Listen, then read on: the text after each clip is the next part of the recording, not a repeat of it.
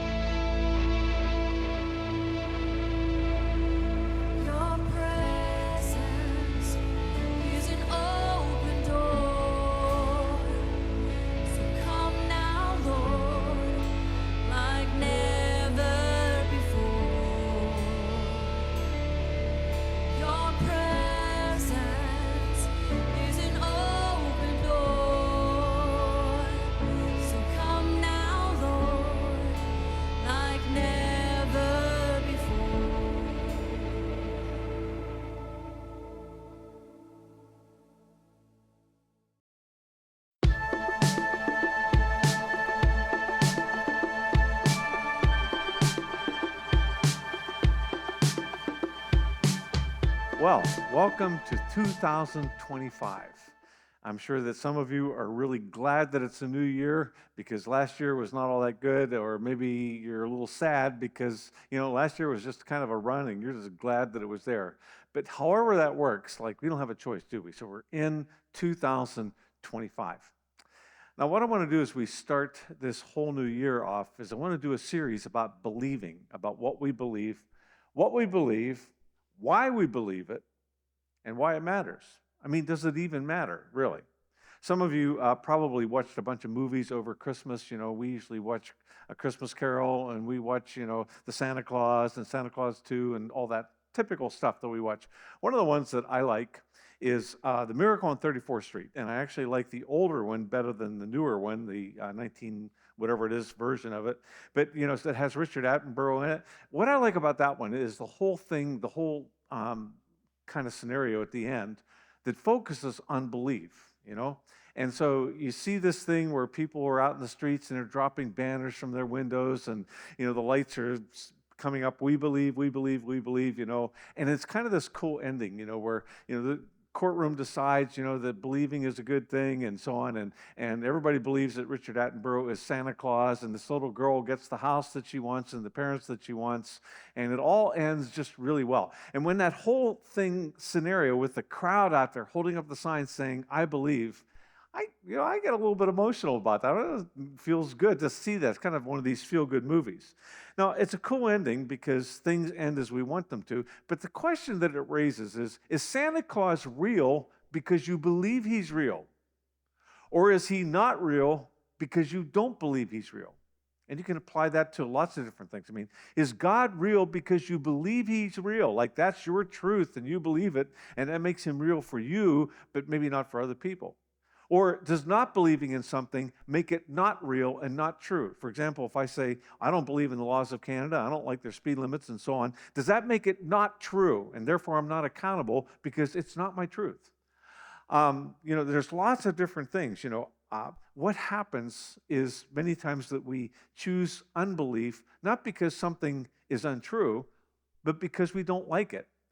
And so, there's this thing that comes up in our culture. Sometimes if you talk to people about God or about faith or something else, they'll say, well, that's your truth. In other words, it's not my truth, and therefore it's not true for me.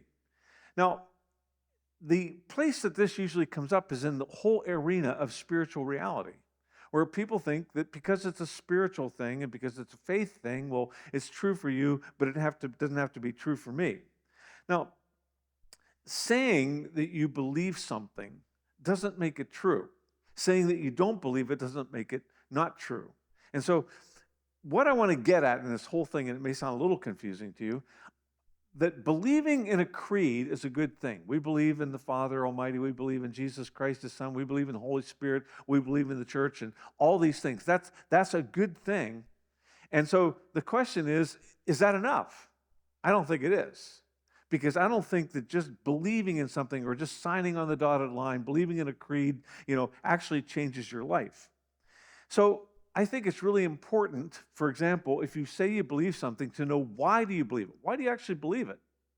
And do you actually put it to work in your life? Does it make a difference in the way that you live out your life? So that's where we're going, okay? I think that believing in a creed is good. That's a good thing.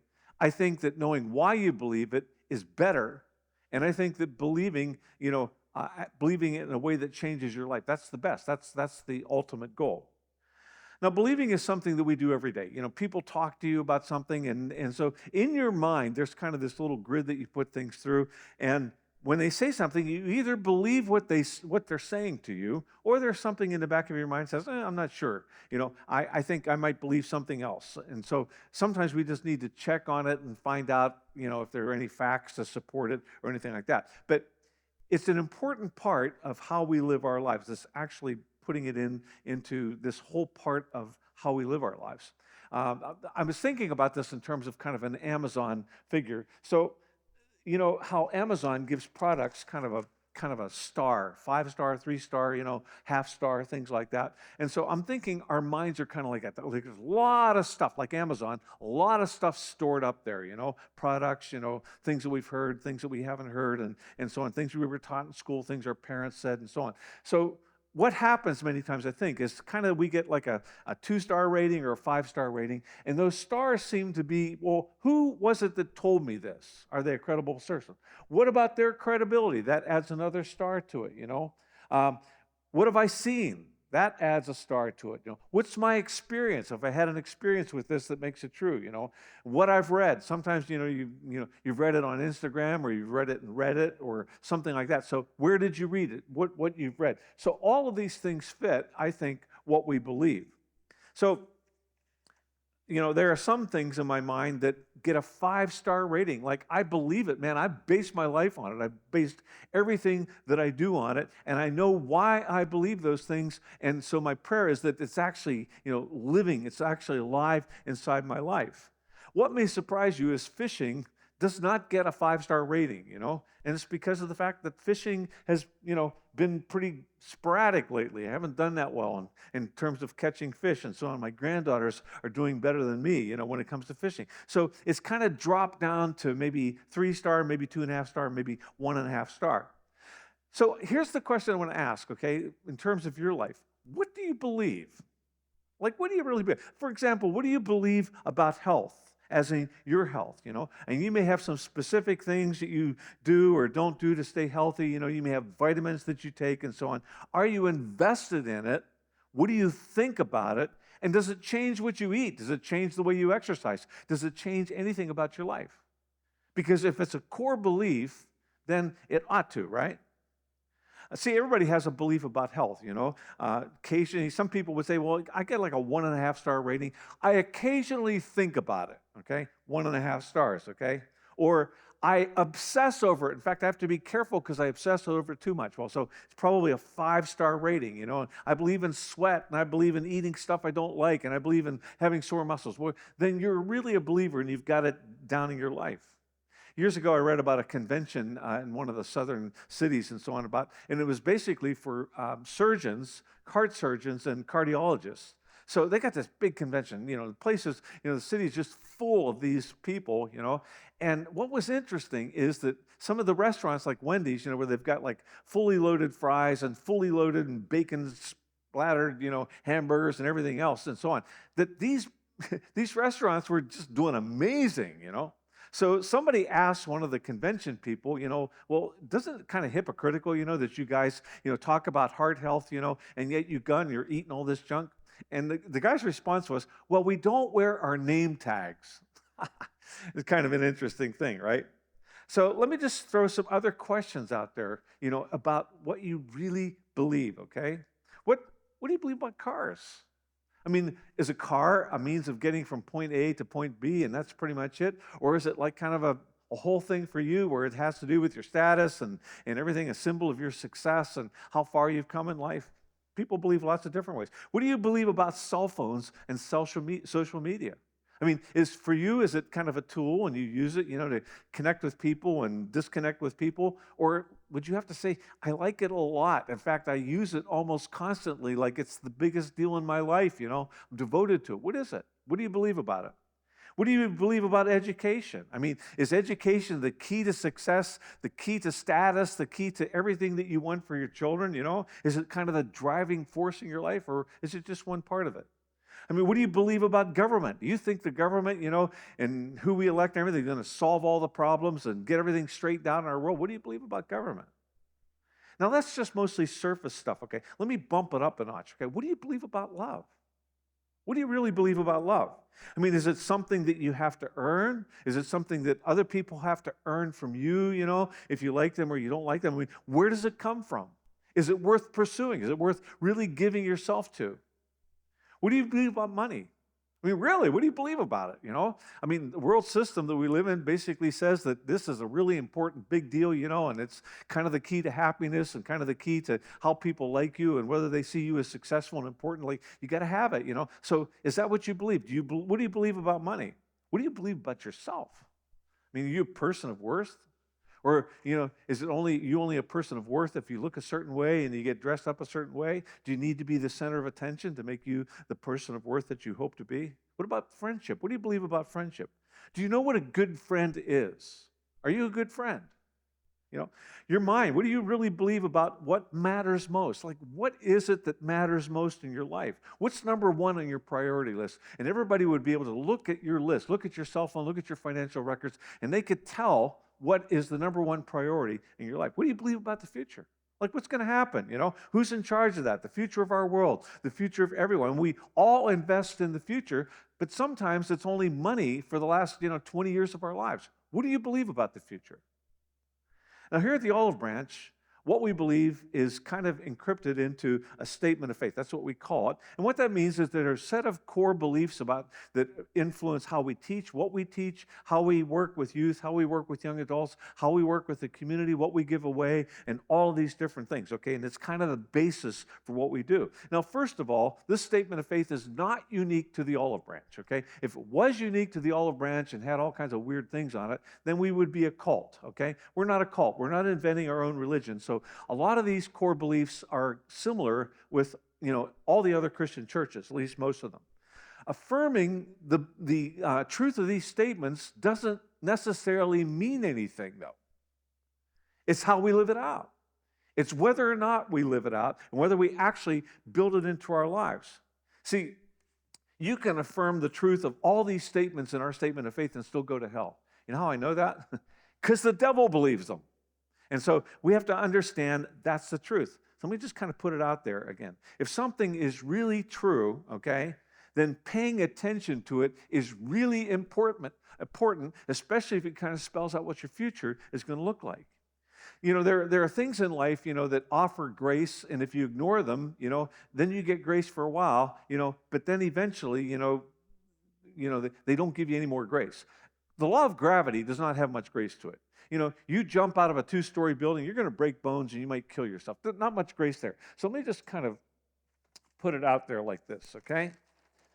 So, kind of the effect of unbelief in our lives. So there's truth, and then there are consequences. And you've heard of that game, truth or consequences, okay? So when you go out there, you start moving out there, at first you're probably in the space of grace, like with your health, with finances, sometimes with the relationships, with your faith. So there's this place where you're kind of moving out there, but you're moving towards consequences, okay?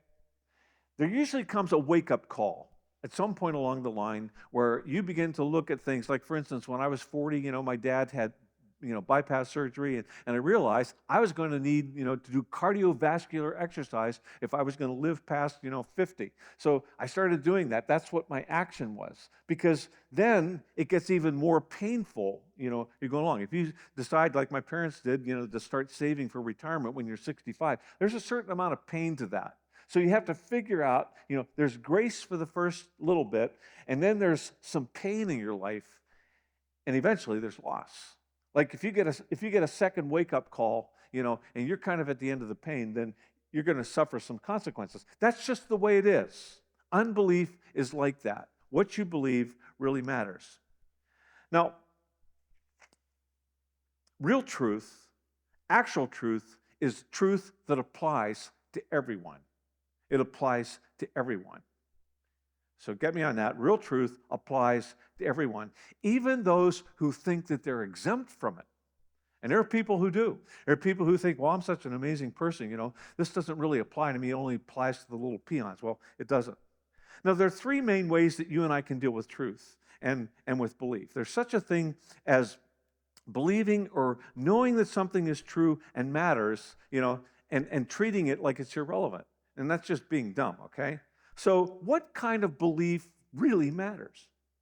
Well, again, I have more words for that on my chart, so let me just kind of open them up here so that you can see what they are, okay?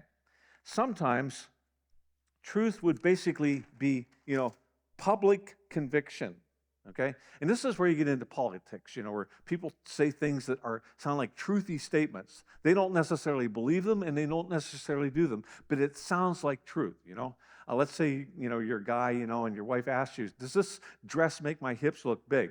So the politically correct answer to that is, well, I didn't even know you had hips until you told me.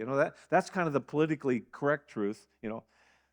Our public convictions are things that we say kind of for PR purposes, to kind of make everybody think that we believe them and so on, but they really don't make much difference in our lives, and we don't usually practice them. Private convictions are what you think you believe. For example, a good biblical example of public convictions would be Herod basically saying, remember the story of the Magi? We talked about this at Christmas. And they travel 900 miles. They meet with Herod. They create all this commotion in Jerusalem and so on. And so Herod says, I think the baby's going to be born in Bethlehem. Why don't you go find him and then tell me so I can come and worship him? Well, that's political truth. He didn't have any intention. He wanted to kill the baby. So it's political conviction. Private conviction is what you think that you believe. And you see this, for example, in Peter, okay? So Peter, Jesus is, he's heading towards the cross. The night before he dies, he tells them what's going to happen, and he says, all of you are going to take off. Peter says, not me. I won't run away. I'm going to be with you to the end, even if I have to die for you, Jesus, And so he's standing around this charcoal fire, and he begins to understand the immensity of what's going on with Jesus, that he's going to actually die. And so this little girl comes along and says, oh, you're one of them, aren't you? He says, Jesus, I don't even know the man. All of a sudden, he understands that there's going to be a cost to believing, and he realizes that he doesn't really believe, what he thinks he believes. And then there are the core convictions where the cost is really irrelevant when it comes to this. Now, let me kind of explain these three in terms of tools, okay? So you could talk to somebody and you can have this conversation about tools, and they can, oh yeah, these drills are the best, and Makita, saws are the best, and you really need to have hammers, and you need to have all these power tools and everything like this. What you find out is they don't have any tools. They're enjoying the conversation. They want to fit in. They want you to think that, they know what you're talking about when they don't have any tools. Then there's the person who's kind of, they've got all the tools, and they've got this great set of wrenches and so on. They've got this drill and so on, and they know all about the tools, but they've never made anything with it. Now, I made this crash for our Christmas Eve service, and you can tell that I made it, right? It's pretty basic. There's not much there. But, it's when you have core convictions, it's like you really actually use the tools, you make something with it, and so on, and you learn how to do it better. So, the core convictions eventually then form a map in your head, okay? And this map basically guides your behavior every day. Like, this is part of why you do what you do. For example, you believe, if I touch the fire, if I touch that burner on the stove, I'm going to get burned. And if you get burned, you learned your lesson, right? And you just don't do it. You don't have to tell yourself every day, I need to be careful not to touch any burners. That becomes part of your belief, okay? Or, I believe, that Tim's or Starbucks coffee will help me to wake up in the morning. And you don't have to say, I need to get Tim's or I need to get Starbucks today. Your car automatically heads there on your way to work. It's just part of the map, okay? I believe in the law of gravity. I believe that, if I were to, even though I've got this fancy schmancy, Otter, box for my phone, that if I throw it out of a 10-story window on the onto the cement, the thing's going to break. My phone is going to bust open. It's going to ruin it. Now, we believe this about phones, and we believe it about ourselves. You don't have to tell yourself every day, I need to be careful not to jump out of a 2-story window. Probably 8 feet is my max for not breaking bones. You don't have to tell yourself that, because there's something inside you that becomes part of kind of the map for how you live your life. That's what core convictions are. So let me ask you, what are your core convictions? What are your core convictions? What do you believe, even if it has a price tag on it? I mean, what do you really believe about life? What do you mean? What do you believe about what life actually means, What do you think is going to be the best way to invest your money? And you can look, show somebody, on your bank records that that's actually what you're doing. What is the best way to live your life? When life is over, what are the things that you will wish that you had accomplished, and you're aiming towards that? What you don't want is to have written on your tombstone, Ken pretty much thought of, number one, all of his life. That's how he lived his life. You don't want that on your tombstone. You know what your core convictions are by your behavior, by what you do. You can, so if you want to find out what your core convictions are, be a student of your own behavior. Like, actually sit down and look at how you spend your money. Sit down and look at how you spend your time. Sit down and figure out what it is that you want to accomplish with your life and whether or not you've ever even started that. Those are what your core convictions are. See, what I believe about Jesus, what I believe about what's right and wrong, what I believe about being, a person who tells the truth, what I believe about being a person of integrity, it should be obvious in my everyday life. For example, how many of you love Jesus saying, judge not or you'll be judged? That's one of Jesus' favorite sayings. I'm tempted to say it when somebody begins to pass judgment on my life and I don't like what they're saying. Judge not or you'll be judged. We all like that one, okay? I deeply believe in Jesus' words. It's better to give than to receive. It's better to give than to receive. Being a generous person is a good thing. I want people to be generous with me, and so on. So what actually makes it whether or not this is, does your wallet actually believe this? Do your credit cards believe this? What actually believes this truth? Is it true? Or is it truthiness? Sounds good.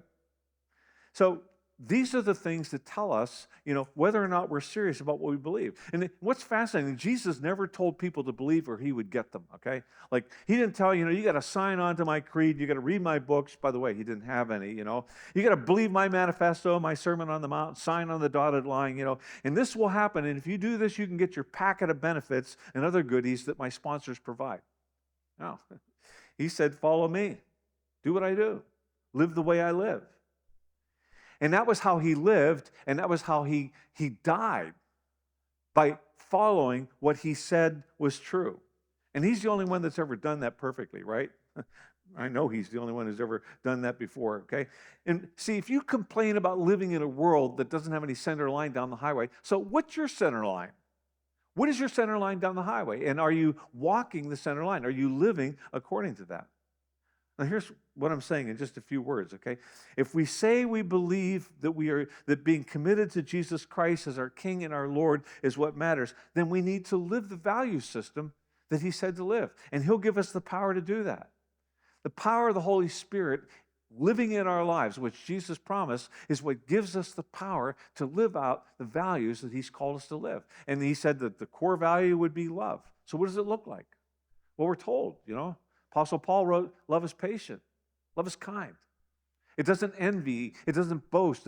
It's not jealous. It's not irritable. It doesn't keep a list of people's wrongs. It's always looking for the good. That's what love is like. So if you believe in love, it's not just about you getting loved. It's about how do you love other people. Jesus said, I want you to love your enemies. What does that look like? What does it mean to love your neighbor as yourself?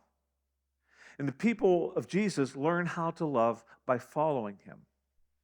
Now, here's the interesting thing, and I just want to kind of put this out there, what if somebody followed me, and what if somebody followed you, and they wrote down our creed, the creed that we live by watching our lives? What would the creed say? Well, that'd be an interesting thing. John Ortberg suggested it might actually resemble this, I believe that a lie is a bad thing, but it might be necessary for me to avoid pain. A lie is an abomination unto the Lord, and a very present help in time of trouble. I believe that it pays to be nicest to the people who are rich and attractive and smart and athletic, and successful and important. Or I believe that I have the right to pass judgment on other people. I believe that I have the right to gossip about other people. I believe that I had better be looking out for number one because nobody else will. I believe that things have not gone as well for me as I would want them to have gone. So I deserve another drink. I deserve another donut. I deserve another pill. I deserve another fantasy so that things will go better. I believe that 30,000 children dying of preventable diseases every day in our world is not worth risking my affluence for. That's what I really believe. If somebody were to write a creed based on how you live your life, it might look very different from the statement of beliefs, what we say we believe. See, there's a conviction, these twisted convictions that are all wrapped up in our ego and money and time that are kind of lurking in the shadows of our lives. And that's why Jesus made the statement. He said, if you try to save your life, if you try to look out for number one, if that becomes the focus of your life, you're going to lose your soul. You will lose the plot in life. Everybody wants to have made a difference with their life when they die. But you have to aim your life at that. You have to figure out what your creed, what your core convictions are going to be like so that you can actually do that. John says more about Jesus' core mission than any of the other disciples. In his opening manifesto of belief, talking about who Jesus really was, and we're going to talk about this in a future message, John is clear. He says, Jesus is God. It's that clear. I watched him my whole life, and I've seen everything he did. He's God. In the beginning, the Word already existed. The Word was with God. The Word was God. He existed in the beginning with God. God created everything through him, and nothing else was created except through him. So when Jesus speaks to us, okay, he's talking to us about the reality that he created us to live in. And if we live in that reality, things are going to go well. If we don't live in that reality, things won't. He said the Word gave life to everything that was created, and his life brought light to everyone. The light shines in the darkness, and the darkness can never extinguish it. Light is very important. Like if it's really dark out, you want to see where you're going so you don't run into things. We used to live in the slums of Erie, actually, it was very rough neighborhood. So we lived in this big house, and it didn't have any heating upstairs. We turned on the lights in the bathroom upstairs. The cockroaches would just go running for cover. Well, that's what happens when light comes on. Some people say, "Wow, thank goodness there's light." Other people run for cover, and it kind of tells what's going on. According to John, it says this: He came into the very world he created, but the world didn't recognize him. He came to his own people, the ones who knew the most about him and believed all the promises of the Bible, and prayed for his coming every day. And even they rejected him. But to all who believed him and accepted them, he gave the right to become children of God. Pretty important to understand that, right? Believing is powerful. Believing is powerful. What you believe and making it the core conviction of your life is a powerful thing. It changes everything. Believing changes who you are. It changes what happens in your life. It happens, what happens the moment that you die. Believing changes whether or not you're ever going to make it home. According to Jesus, what you believe, why you believe it is critical, but how you believe it, like what kind of soil it goes into. He said the seed is all the same. The seed grows good stuff, but sometimes it hits hard soil and it just bounces off. Sometimes it lands in the gravel, and it sprouts up for a little while, but eventually can't put down roots. Sometimes it lands in weeds, and the weeds just choke out the truth and choke out the fruit. But he says when it lands in good soil, great things can happen. That's what it means to have the core convictions that are right. So, as we close, I'm going to tell two stories about believing people who believe, and then we're done, okay? First is found immediately following one of the most stunning accounts in the Bible. Most of you know this account. Jesus is teaching on the temple steps.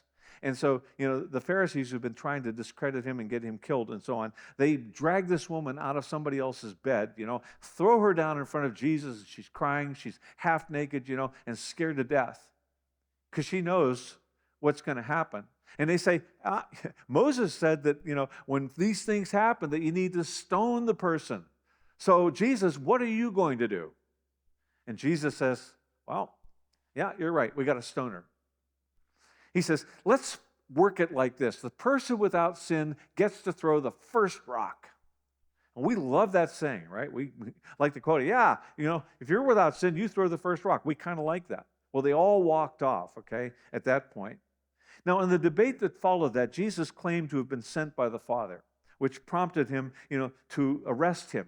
They wanted to get rid of him and so on. So the debate continues, and Jesus tells them, what I have taught you, I was taught by my Father, because I am the Son of God. And when I'm lifted up from, on the cross and so on, then, you'll see who I really am, that I am the I am. And it says that some believed in him. A bunch of people walked off, some believed in him. Now listen to this. Jesus said to the people who believed him, you are truly my disciples if you remain faithful to my teachings. In other words, if the convictions, if this is not just surface stuff, but it gets down into your life and you actually live this way, and you will know the truth, and the truth will set you free. What happened next kind of gives some indication of what was going on in their lives, because they reacted to that. It's astonishing. People talks to people who believe about setting free, and they're just offended by him. And this is the question when it comes to actual truth. Can Jesus offend you? Is he allowed to offend you? Because he's God and he knows what he's talking about. Big thing. Sometimes people will say no. Now, what Jesus says is, he says, who's your daddy? He says, because it's not Moses and it's not God. He said, I think it's the devil because that's the kind of stuff you're doing. Now, these were good living people. I mean, they kept the law of Moses and so on.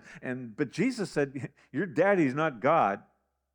So remember, this is God the Son talking to them, and he gets down into the nitty-gritty, embarrassing places of their lives. And the further he gets into this, more angry and insulting they get. They get to the point where they're actually using racial slurs against Jesus. And then they basically say, you're full of the devil. That's why you're acting the way you are. You're demon-possessed. The scene ends with this group of people who had all believed in him, at least partially, on the surface, basically picking up rocks to kill Jesus because he said, before Abraham was, I am. And they knew exactly what he was claiming, okay? They believed until Jesus talked to them about their sin. We don't need to be free. We don't need somebody to save us from our sin. We're just fine. He wasn't their kind of Messiah. It didn't fit their truth. His truth was not their truth, okay? And so they wanted to kill him. Now, here's what I want to say. You can believe all the right things.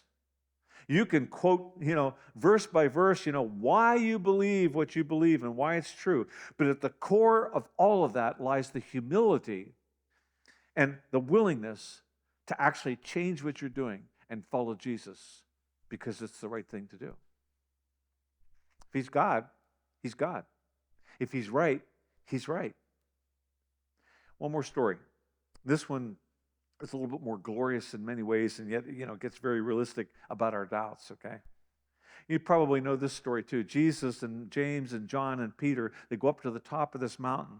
And as they're up there, this is where belief is easy, okay? Because Jesus all of a sudden gets transformed before their eyes, and it's blinding light, and the Father speaks to him and speaks to them and so on. And he's talking to Elijah and Moses. It's just this incredibly glorious moment, Now, it sounds a bit far-fetched, maybe for some of you and so on, but if Jesus is God, maybe it's not so weird.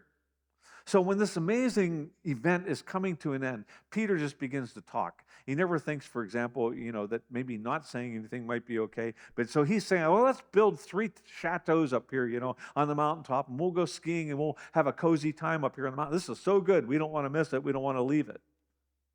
But Jesus basically says, no, we're not going to do that. We got to go back down to the valley because the valley is a mess. What was going on in the valley is this desperate dad, has a son that's possessed by a demon, and this demon is trying to kill this boy. Over and over again, he does this. He came up to Jesus' disciples and asked for help, and they said, well, we've seen Jesus do it. Let's give it a shot and see what we can do.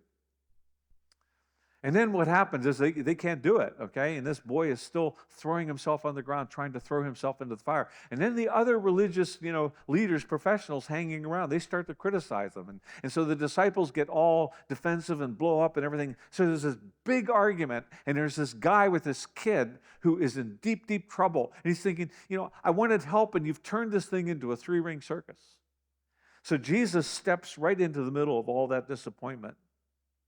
And all the, posing and all the other stuff. And he says, what's going on? And this guy says, have mercy on us and help us if you can. Because you see, he's kind of lost hope. What do you mean if you can? Jesus asked. Anything is possible if a person believes. And the father instantly cried out, I do believe. Help me overcome my unbelief. And maybe that's where we need to be. I'll tell you where I find myself. There are times when I wish I could say, you know what, my belief is like rock solid. It's 100% all the time. And if everybody believed like I did, the world would have no problems. But that's not true. The truth about me is I believe and I doubt. And I'm betting that you do too. I'll tell you what basically gives me some confidence in this is that this person, John the Baptist, who basically was the forerunner, like he was prophesied of in the Bible, said he was going to, prepare the way for Jesus. He gets to a point, especially when he's in jail and he's been there for, weeks and weeks and weeks, and he knows he's going to die. When he sends messengers out, basically to say to Jesus, He had proclaimed him, here's the Lamb of God who takes away the sin of the world. And he has to send messengers out to say, are you really that guy, or should we expect somebody else? See, I believe when I see the trees and the lakes and the rocks and the beautiful blue sky up north, I love being up there, especially when there are fish lurking in the shadows and I'm catching them. I believe when I see a brand new baby and I realize that this beautiful baby has grown from a few cells in a mother's womb into this fully functioning human being who's going to go out and going to do something with their lives and has a soul and will live forever. I believe. I doubt when I see a little boy like I did years ago, a little boy by the name of Billy who got caught in this gravity-fed grain thing at his uncle's farm.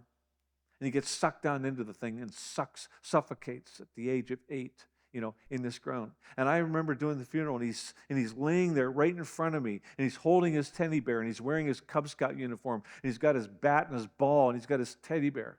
And I'm trying to comfort the family, and they're sitting right there in the front row, their eyes red from mourning over this child. I doubt. Why? I doubt when I remember Joanne Jones, a close friend of mine. She was just like an amazing girl, and she was an amazing Christian. She was actually praying for her cousin, Cliffy, who accidentally shot her just minutes before she got shot, before that bullet ricocheted off the road and hit her in the abdomen. The bullet, you see, could have just as easily ricocheted off and gone into a tree or gone, off whizzing into the dirt or something like that, but it didn't. It went into her abdomen, and it killed her.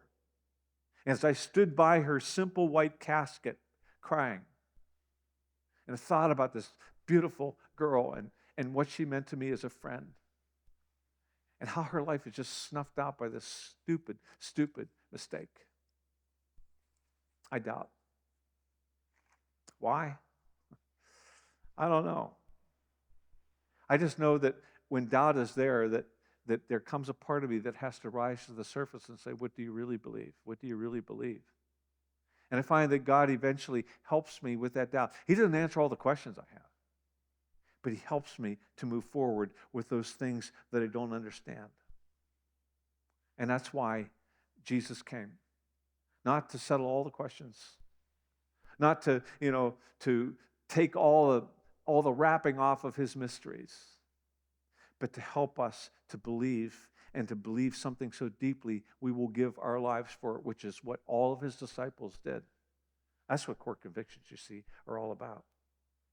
I want to ask you something. Jesus, gave this whole manifesto, this speech, the Sermon on the Mount, and at the very end of it, he said, you got to build this into your life. Like, this isn't just cosmetic change. This is something you build your life on. It's a foundation. And he said, and if you don't build your life on it, there's going to come a storm one day. It comes to all of us. It's called death, and it will wash everything away. What do you believe? What do you believe? What do you really, really believe? Let's pray. God, give us the faith to believe what we find so mysterious, so different from normal life, so tough to own up to in a world that really believes very little. Help us to have the courage to believe. Help us to have the courage to ask the questions about why we believe. And help us, God, to have the strength and the help and the power of your Spirit to build it into our lives. So when everything else gets washed away, we will stand. Amen. And may the God of all truth, the God we believe in, Jesus, his Son, Holy Spirit, power of what he has said and spoken to, guide you and build the foundation when all the other props get kicked out. God go with you.